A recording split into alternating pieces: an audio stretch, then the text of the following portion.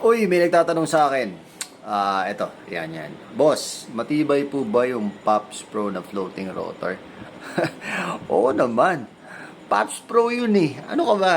Master, alam nyo, yung Pops Pro kasi, although, syempre, iniisip nila local made ng Pops Pro, local brand ng Pops Pro kasi syempre, si Pops Bike Shop ang nagpaparating yan, di ba? Pero alam nyo, mga master, yung may-ari ng Pops Bike Shop, legit na siklista. Legit na mountain biker. So, definitely, kung ang may-ari legit na siklista, definitely, lahat ng mga ilalabas niya na pyesa, paniguradong makakatulong sa siklista at paniguradong masisihan ang siklista. Ikaw ba naman, ikaw yung siklista, tapos naglabas ka ng produkto, tapos hindi masisihan yung mga tao, maano pang naging siklista ka, di ba? So, si Pops Bike Shop, naglabas siya ng mga Pops Pro Series. Definitely, lahat yan, ultimong handlebar na carbon, carbon na seat post, carbon na frame, at mga hubs, talagang masasabi mo na sulit ang pera mo.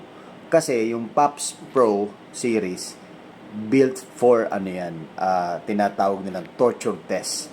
Okay? Kung mapapansin nyo nga, ako ang gamit ko yung Pops Pro na handlebar, na carbon, yung back sweep. Master, abay, napakasarap. Napakasarap i-ride. Pangalawa, kung i-compare mo sa mga mumurahin na carbon na mabibili mong back sweep, di hamak na mas makapal ang carbon ng Pops Pro.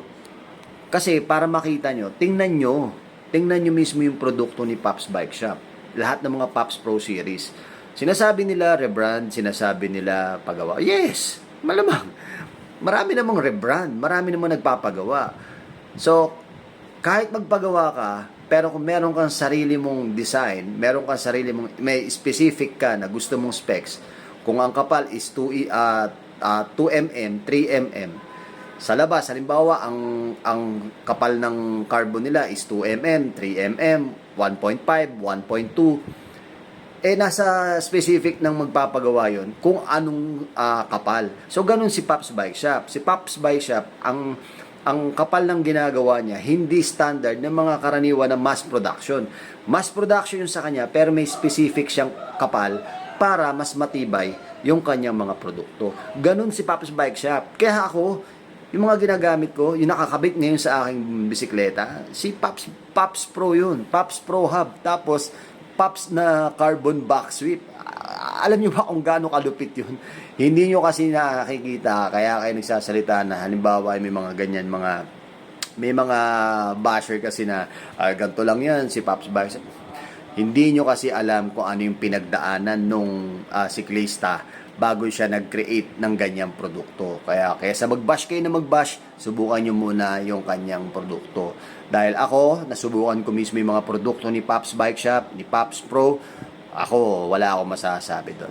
Alright? So, kung gusto nyo makakita pa ibang produkto ni Pops Bike Shop, lahat ng mga Pops Pro series nila, mag-PM lang kayo sa kanilang FB page at sa kanilang TikTok. Alright? Maraming salamat sa iyo, Master.